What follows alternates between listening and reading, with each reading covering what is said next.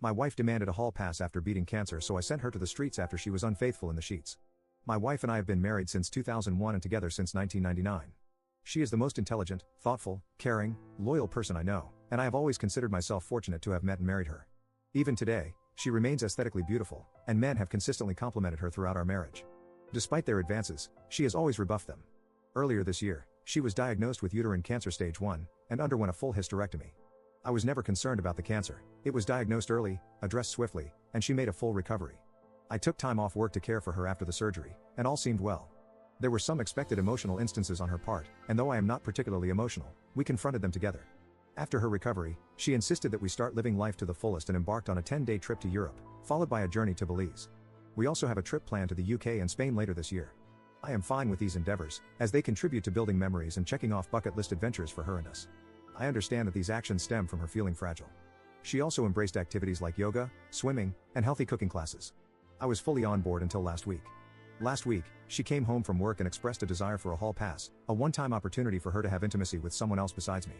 She explained that since her cancer diagnosis, her outlook on life has changed, and she doesn't want to be restricted from doing things she desires. She mentioned a guy at her work whom she's always been attracted to, and as he's leaving the company, she sees it as the perfect opportunity to engage with someone else. She asserted that I could say no, but doing so would result in her being mad and disappointed at me for an indeterminate amount of time and would confirm my male toxicity and insecurity. I don't consider myself toxic, and if not wanting my wife of 20+ years to have intimacy with someone else is considered insecure, then I guess I am insecure. I expressed appreciation for her openness but clarified that approval via coercion is not true approval. I also conveyed my disapproval of her language in describing my yet unknown reaction to this significant issue that could impact the rest of our marriage and life. The next morning, she apologized for putting such a weighty decision solely on my shoulders. To help, she decided to take the decision away from me. She booked a hotel near where her coworkers are having a farewell party for this guy and planned to spend the night there with him, hoping I would still be here when she returned. She assured me that she would answer any questions I have about the night afterward but not before. She refused to disclose any details about him, stating that she knows me too well, and revealing such information would lead me to dwell and obsess over him, making it too real for me. Her perspective is that the less I know, the better, which contradicts her offer to tell me anything I want to know after it happens. I think she assumes I won't want to know anything, or she simply will not tell me. Part of me thinks that at least she has been honest with me, and she has been through a lot since finding out she had cancer, so maybe I should just let it happen. I certainly have no concept of what she went through, so I cannot dismiss how this affected her mental state and outlook on life. Another part of me wants to put my foot down and say this is not going to happen and deal with the consequences when they happen. Her best friend called me callous for even suggesting that I wouldn't let it happen because I have no idea what she went through. I find it hard to believe that she is okay with the possibility of throwing away 20+ years of marriage over some guy with whom she has had no relationship outside of work. Part of me wants to know who this guy is. What does he look like? What does he have that is so enthralling for her? Is he just a safe option? Is he married? Does his wife know? Update 1. I was hoping that my opposition to her plans would give her pause, but unfortunately, that did not happen. I said I was a hard no, and I wasn't sure how I would feel about you if you went ahead with it. I was met once again with, "This is for me, it will be one time, what can I say to help you deal with it, you'll get over it, we were meant to be regardless of the situation." After that, she left on Saturday, ostensibly to meet her coworkers, but in reality, to be with the guy. I asked her to text me when she was leaving for the bar, and when she did, I asked her if she was really going to go through with this. After her response, "I am not answering any more questions tonight, I will see you tomorrow," I blocked her. Then I did something either stupid or brilliant. I went to the bar where the get-together was happening. Well, not the bar but a transit bench across the street. I waited for a long time. It was running through my mind leading up to this event that I needed to know who this guy was, maybe to compare myself against him, to see what he had that I didn't. It was driving me crazy not knowing who he was and what was so special about him that she would ruin a marriage for. After what seemed like an eternity, a woman that I recognized from my wife's office left the bar and got in a cab. Soon, other people started filing out, and the entire group came out. People were hugging a man and shaking his hand. I assumed that I had my guy. I didn't see my wife and had a brief thought that maybe she called it all off. I unblocked her, and there were no messages. Everyone said their goodbyes and left. The guy was just standing outside for a couple minutes, and then my wife came out. She looked around, took his hand, and started walking away together. Of all the emotions I went through, trepidation, sadness, anger, it was disgust that really encapsulated the event for me. This guy was short, fat, and bald, all the things I cannot compete with. Ultimately, I felt like a pervert for watching from a distance. I followed until they got to the hotel, and then turned around and went home. I woke up on Sunday morning and put a lock on the master bedroom door. I moved her things to the spare room and left a note asking her to find other accommodations as quickly as possible. I visited another friend who is a lawyer, and he gave me some great advice and a couple of recommendations for divorce attorneys. When I got home, and as per my friend's advice, I recorded the interaction. I was halfway up the stairs when she came up from the family room asking what was going on. "Could we talk? I thought we talked about this?" I just answered with, I am not interested in discussing this tonight, and went to bed. After not getting a response from me through the door, she left me alone. I feel kind of like a child for not talking with her and shutting the door on her, but I just couldn't look at her.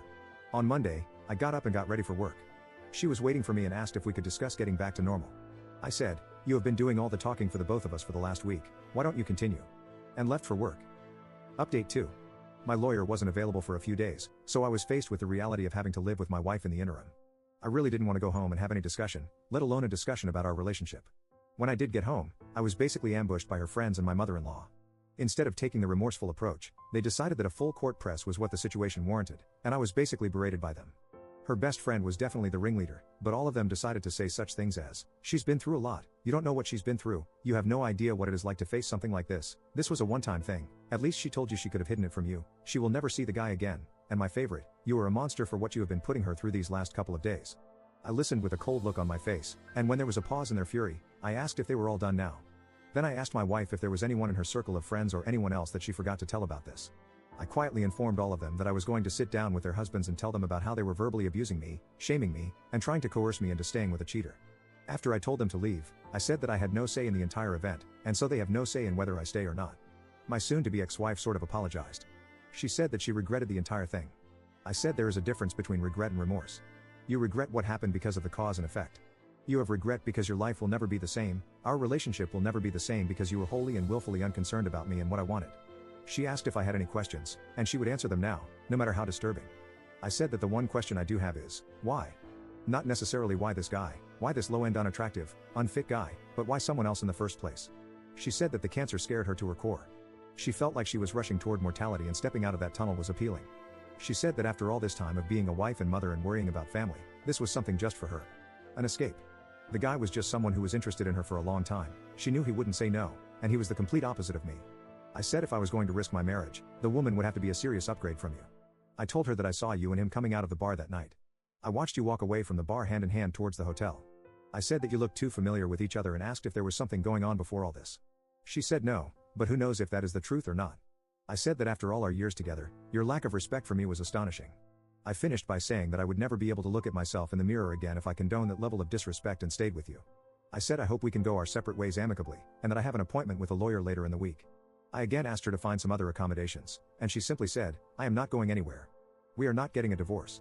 I will give you all the time you need and do whatever you need to recover from this. We will get past this. She has asked me to go to marriage counseling, which I refused. Why would I go to counseling? I did nothing to warrant needing a therapist's advice.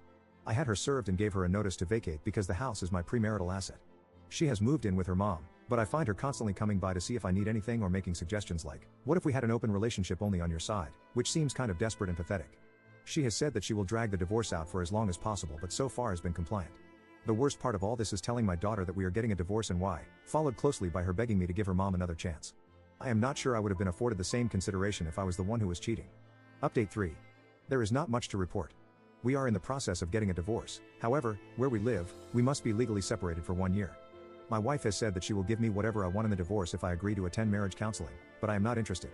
There was a bit of back and forth while we worked out what separation looks like in everyday life from this point forward.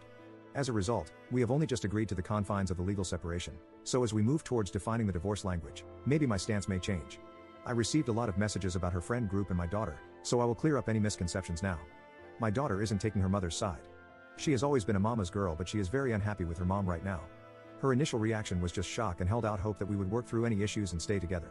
Now she accepts that is not going to happen. She has been limiting her interactions with her, but at the end of the day, she is still her mom. The friend group husbands were upset at the level of complicity of their wives in aiding and abetting the cheating and made them cut off my wife, but that seems to have been forgotten at this point. The best friend was the ringleader and seems to have taken perverse pleasure in actively creating scenarios where they would be in contact, at the very least encouraging to the point of causing her husband to question her motives. It turns out she didn't like me at all, and this was her way of sticking it to me. I guess she wins. I have decided not to date anyone for a while. I will not be getting married ever again. So that's all. I doubt I will post again unless she wins the lottery and I find it in my heart to forgive her.